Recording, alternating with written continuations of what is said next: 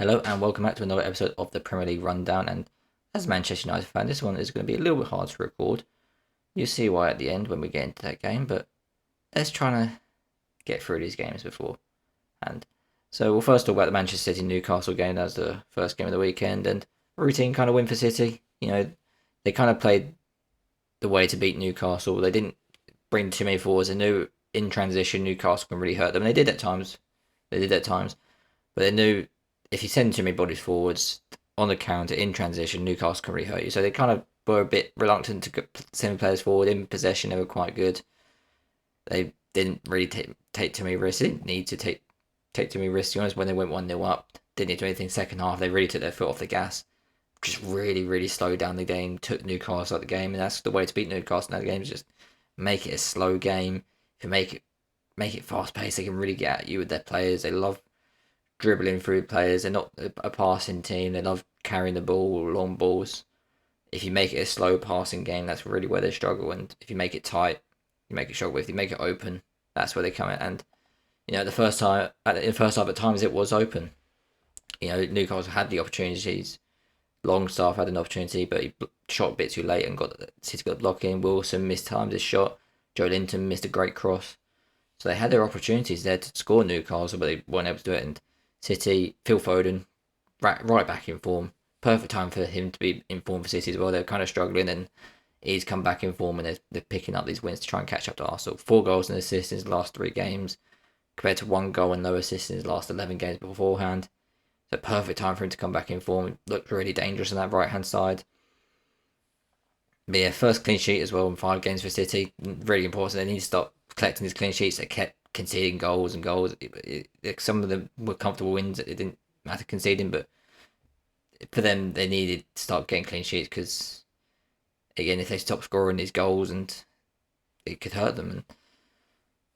And an important win for City now they played before Arsenal, but they just need to keep winning to catch up to Arsenal. And for Newcastle, another game, another loss. 3 games without a goal in all competitions now. Is that 3 straight losses for them as well? Not great for them. 5 without a win in all competitions. 1 in 8 Premier League games. Dropped to 6th as well. Can be overtaken as well by Brighton, I think. Brentford and Fulham are right there as well. So not great times in Newcastle. They had really good start of the season, but teams have really found them out now. They know passing is not their strong suit in midfield. Apart from Bruno Guimaraes, Joe Linton, and Sean Longstaff, they're not that. If you sit back and let them have the ball, they really struggle with it. If you make it tight in the middle, again, they really struggle with it. So the teams have really found them out. They need to know how to adapt. Maybe there isn't a way to adapt to how that's kind of how they play. There really isn't many other options on the bench. Their squad depth is really struggling right now. Injuries have hurt them. Fatigue maybe hurted them as well, because these players, the problem with having the same style of players, they aren't used to this intense style, so it works for half the season. For second half of the season, just haven't got the energy to do it again. Seasons to come they might do, but just this season with the squad depth, they might not have it. So yeah, the multitude of reasons they're now struggling, and they're looking backwards now instead of looking forwards, which they weren't doing beforehand. And it's a real struggle now, especially in front of goal.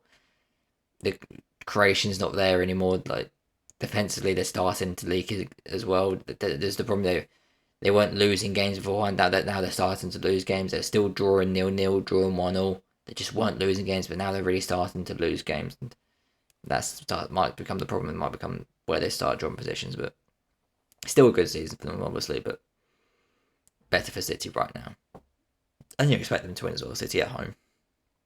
We'll move on to City's rivals of the Premier League this season, Arsenal. Wasn't the best start for them, you can say. 9 seconds in, going 1-0 down. Probably the worst start possible, really. But yeah, really fast start by Bournemouth. Got straight at them, and Arsenal just weren't ready for it, were they? They went straight at them, got the ball down wide, and crossed it in, and Billings there to tap in. Just weren't ready for it. Just really lack of concentration from Arsenal defenders. It's been like that probably since the World Cup. Just a little bit lack of concentration from Gabriel and Saliba at times, and thought it probably damaged them a bit more than it has recently, but yeah, really damaged them this game. Lucky their attack bailed them out, but Yeah, Bournemouth looked real dangerous at times in the first half, and Uacha had that chance for that Ramsdale save, but every counter attack they looked very threatening, but they weren't able to get the shot off at times, and Arsenal were able to deal with some of them. But Arsenal had the opportunities. Neto had a good saves against Odegaard in the first half, good double save there as well. But they just really wouldn't be able to create anything in the first half. Second half they were more dominant. Bournemouth didn't really have much, but they still got the goal. Bournemouth, another cross in, this time it was from a corner, and they were able to get the goal 2-0 up. And you think, oh, is this Arsenal starting to crumble again? But like they've shown since the City game, where they lost that, the Championship mentality to come back from that game alone, let alone this game, but from that game to win the last 3 games, to then have the Championship mentality to come back in this game as well. Something that we didn't think they had, really.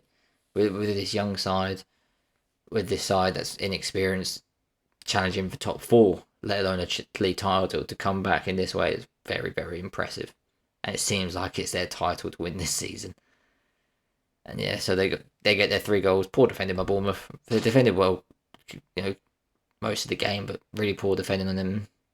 Goals really just crosses into the box that they weren't able to deal with, and shame for them because they put on good performances against City and Arsenal, but just weren't able to get the wins. They scored 3 goals in them games, conceded 7 though, not great, but it's a lot better than the performances they showed before their signs of January. Since they got their signs in Uacha, Traore, I think they looked a lot better, a lot more dangerous, because after the World Cup they looked really, really bad, and they're still just a win away from 16th place. So there's not the end of the day for Bournemouth. Obviously, they'd love to win, and against Arsenal, they weren't going to expect it to be 2-0 up, then throw it away. Very, very disheartening. But they got to look at the positive. They were 2-0 up against Arsenal. They played decently well. They played decently well against City. Take them positives in the next games. Arsenal, though, 5 points now, clear the top of the league again. Very important win after the City win against Newcastle. They just keep doing it now. They just keep doing it. They rotated a bit. They really struggled with that rotation maybe. But now, with the European games coming as well, how are they going to be able to deal with that? Are they going to fully rotate, just go fully for the league, don't care about the Europa League? Maybe. Just, it's very interesting how they deal with these European competitions now, because for so long it's just been Premier League, Premier League, Premier League. Even the cup competitions, they went out early in both. Or it's just Premier League, Premier League, Premier League. So how are they going to deal with the Europa League now in the knockout stages? It's going to be very interesting how they deal with that. But yeah, very good win for Arsenal, and important win as well with Reece Nelson in the final minutes. Good appearance off the bench for him, because that's twice now he's come off the bench and done really well for them, and maybe he's that extra thing they needed.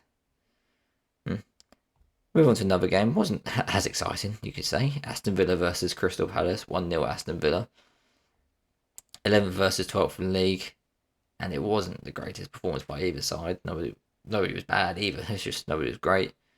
Very mid-table game between Villa and Crystal Palace. But Villa were probably the better team overall. Weren't great. Great pass by John McGinn, though, for find Matty Cash down the wing to cross it in before the own goal. Very good pass by him down the line. And can I say this every time? Still, they still scored in every game under Unai Emery, 14 games in a row. Very impressive by that. I expected a lot of 0-0s under him, but he's got them scoring goals. Even it might be an own goal, but they still missed a couple of chances. Big chance from Watkins they missed, which in his form you thought he would have tucked away, but he didn't. But yeah, very, very good big win for Aston Villa, because it put them 7 points above Crystal Palace as well. So if they lost, it's 1 point in front. But they've got this gap now where they can just look up, really. They don't have to look behind them. It's kind of what they wanted, because if they lose that game and they're looking behind at 13th, 14th, maybe a couple of points, but they've got a 7-point gap on Crystal Palace. And they can't even look up at Chelsea now. They're 11 points of Chelsea, I'm pretty sure. Yeah, they're 11 points of Chelsea. They've got a bit of a gap now to Brentford and Brighton, but they can just look up and not have to worry about anything below them anymore. I remember he's got them in a good place right now. As for Crystal Palace, they're looking down on them. Like, I know no wins in 9 games sounds bad, and 5 draws and 4 losses, but it's all against the top 11 teams. They haven't faced bottom 8 team in a very long time. 5 draws and 4 losses, but this was a game they really needed to win. This was a game where it got them that bit of breathing room on the relegation battle, but it's sucking them in now. And now they've got games against City, Brighton, and Arsenal. Tough games. You don't expect them to win any of them. And yeah, really struggling in front of goals. 4 goals in these 9 games. Really struggling.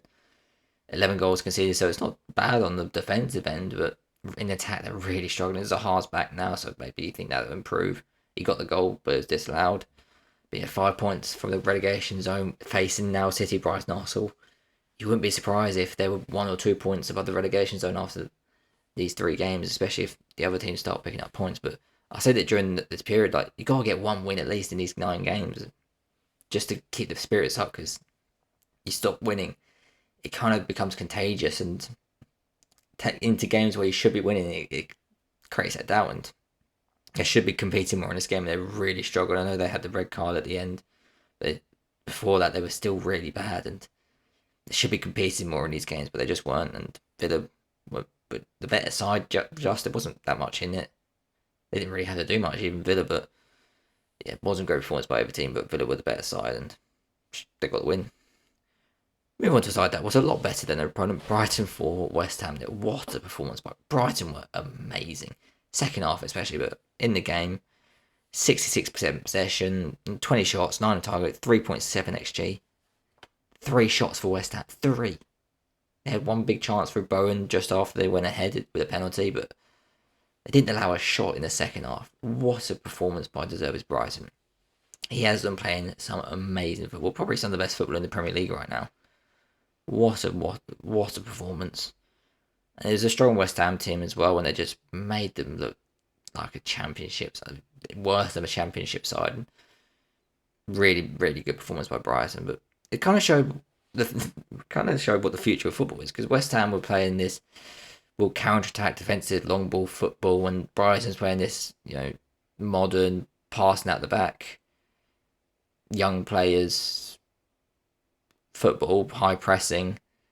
We'll buy young players, we'll develop them. West Ham's playing, we'll buy players now, and passion and all that, and basic football, and it showed that maybe what the long term is better for a club, and that's what Brighton are doing.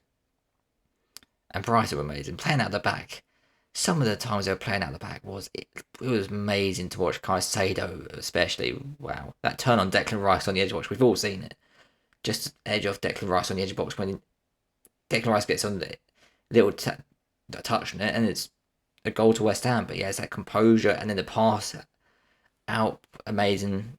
Their third goal from Mitoma, the pass from Veltman into I think it was Ferguson, into backflicked into March, out wide to Gross, cross it into Mitoma.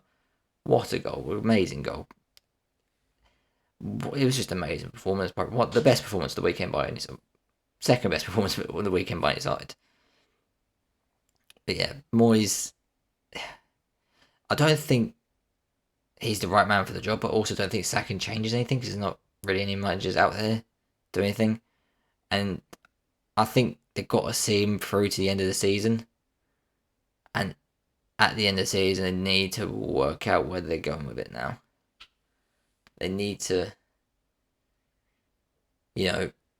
think, are we going to stick with this defensive style football, or are we going to play more like a modern side and get a modern manager, play a bit more passing, get younger players in, because Declan Rice is likely going to leave in the summer. If they finish this low, I wouldn't be surprised if Paqueta leaves, if they let go of a couple of other players. Bowen might start wanting to look out. They brought players to level up. This usually happens with Moyes, isn't it? He gets in that position, he buys players to level up. They're not defensively solid enough to get in his style. He sacrifices things, and they start going down. And yeah, it's a team built on basics, and they're not doing the basics right. But it might not be just the basics aren't good enough anymore in the Premier League. The Premier League is very strong this year, all over the pit, or the table, and now they're 2 points above relegation zone, and that was one of the worst performances they've seen this season. Like, that was bad. Like Declan Rice said after the game, they they couldn't touch them. Couldn't get anywhere near them. But yeah, what performance by Brighton. Really good performance. They're looking up now. Really looking up. If they win the games, how they could go fourth in the league. That's how, close they are up there. Moving on. Chelsea versus Leeds. Chelsea won. Leeds nil. Wasn't the prettiest performance by Chelsea, but they just needed to win. It didn't matter how they got. They could have got smashed the whole game and they won. They needed to win.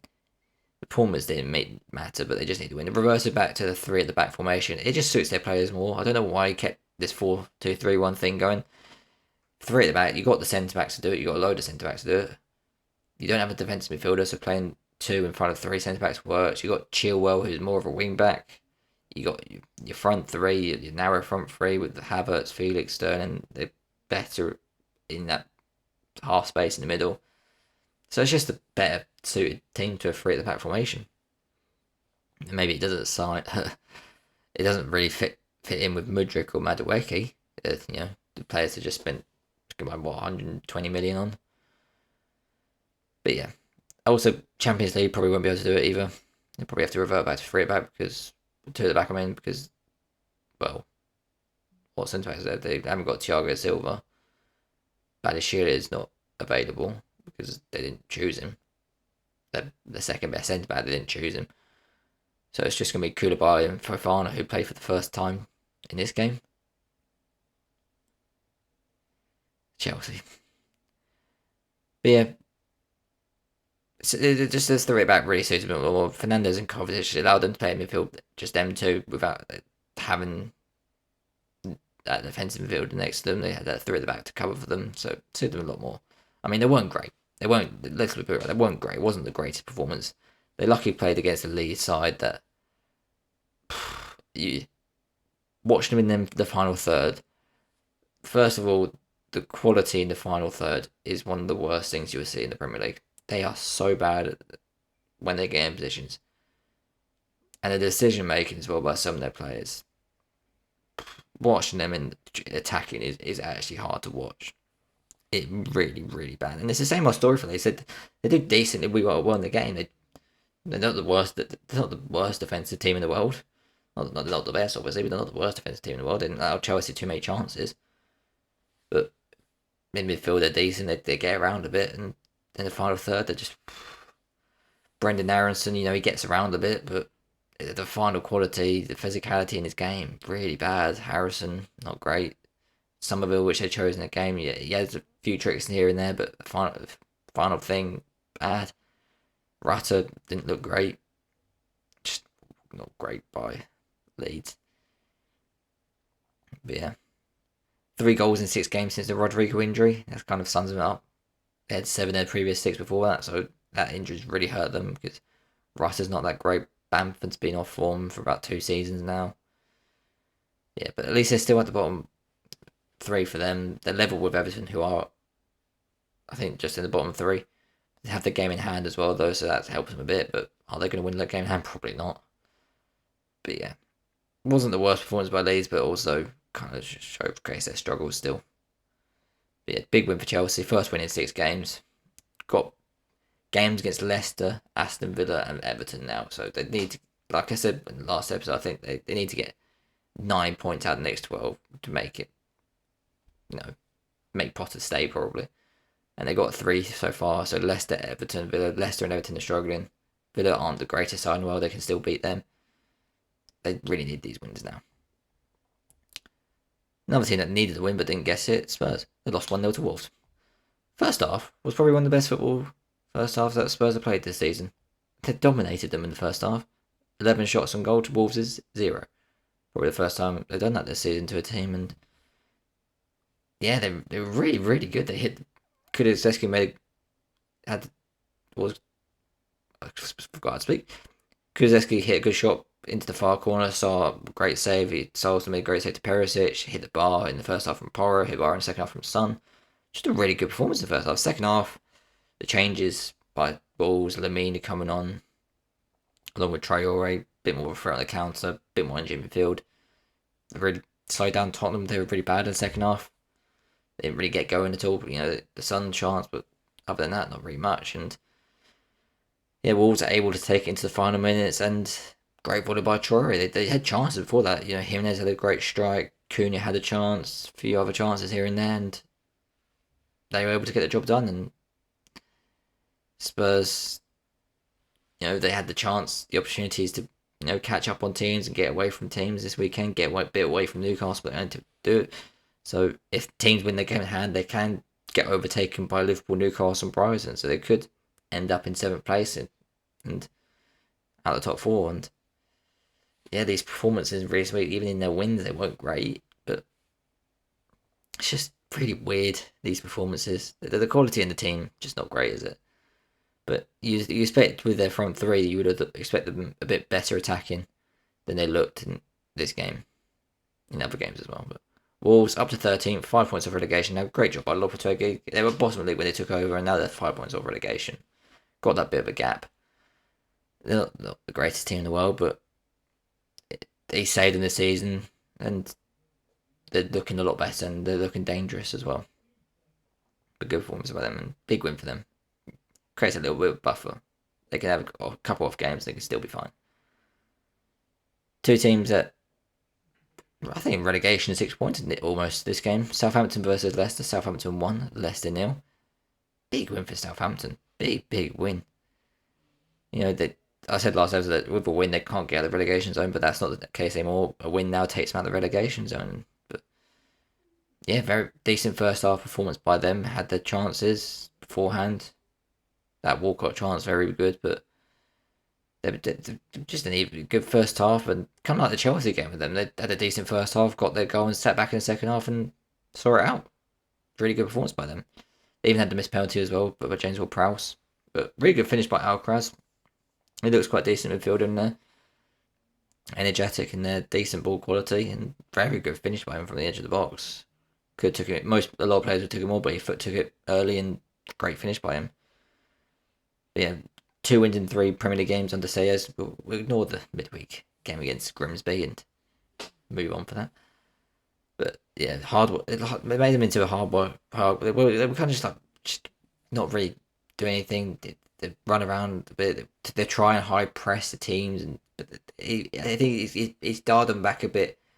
Be a bit smarter about it, and they're working really well. Lavia and James Ward-Prowse in the midfield looks really good. Decent ball quality from both. Good defensive work rate from the both as well. Lavia looking really good, and yeah, they're almost at the relegation now, but Leicester almost in it. 4 straight losses all competitions after them 4-goal victories over Aston Villa over Spurs. Now they're just 2 points off the relegation zone. Rodgers is under pressure. They're just a flat team now, aren't they? They have Maddison back from this game. They lost the last game without Maddison, but they got him back, and they look really bad again. They had their chances, you know, in actual headers. They shot from the edge of the box, Suter header, but against Southampton, who sat back for the whole of the second half, they didn't bother attacking. I mean, I think that's different. Southampton, they don't mind sitting back anymore. Under Hassan Hutel and Jones, they just keep on to attack. We'll sit back and be smart about it. Didn't want to open up space, and that's what they did. And Leicester really struggled with that. But yeah, Leicester bad. You know, a bad weekend can put them in the relegation zone, and it just wasn't a really good performance by them, was it? They just, you know, they could have won the game. Obviously, they had them chances, but when you're playing a midfield of Keane and Doonesbury Hall and Memphis, then Paul's Mendy, when you got Indeed on the bench, Tielemans is injured now, and their investments over the last few years have not worked out. And then the defenders, duo of Suter and Face, it doesn't look great early on, does it? It doesn't look great. It looks quite successful to the balls over the top. It sure against United happened a couple of times. This game against Southampton, it happens. So playing a high line with them looks a bit susceptible to them. Yeah, they're being dragged into a relegation battle now, and it doesn't look promising for them because no performance, you know, no performance. No big performances happened recently. They played well for a bit against United, but Against Arsenal, they're bad. They lost to Blackburn Rovers, which didn't help either. But you understand losing to United and losing to Arsenal, but losing to Blackburn and losing to Southampton. Yeesh. But now they've got Chelsea, big game there. Every game's big now, but Chelsea, Brentford, two teams that are in the top 10. You don't just expect them to beat them, but they need a win. They really badly need a win now. We'll move on to the two teams that also in the relegation battle. You think Nottingham Forest and Everton drawing 2-2 at the City Ground, and really good first half by Everton. Really good first half. 9 shots on goal, 1.68 xG. Looked really threatening. They had the penalty as well, which helped that bit, but they really front foot in the first half. Really took it to Nottingham Forest in the second half. They just sat back and didn't create anything. They had 1 shot in the second half. I mean, they did kind of stall the game. Nottingham Forest didn't have that much themselves, to be fair. So they did stall out the game. They did, see out the game quite well until Brennan Johnson got his second goal. But yeah, they just didn't have that striking option.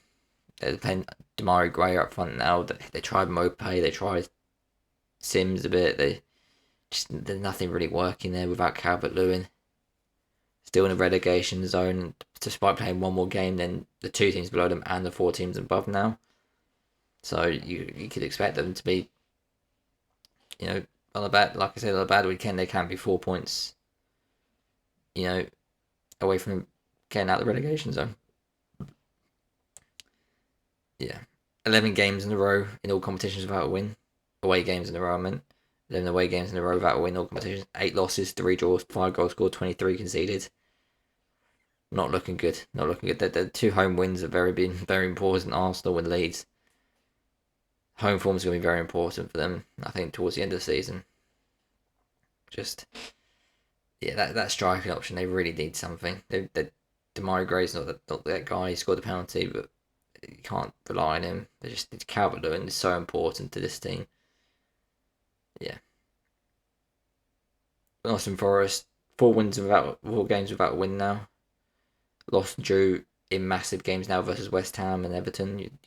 You like to win the games. It's understandable not win them, but you'd think picking up a win would be so vital in them 2 games, but the draw lost to them. I just don't understand the John Joe Shelby thing. I really don't understand that. He conceded the penalty. He kind of backed out the challenges to concede the second goal as well. Just don't really understand it. They're fine without him. I don't understand his involvement, but that's not for us. If he's available, he'll get them.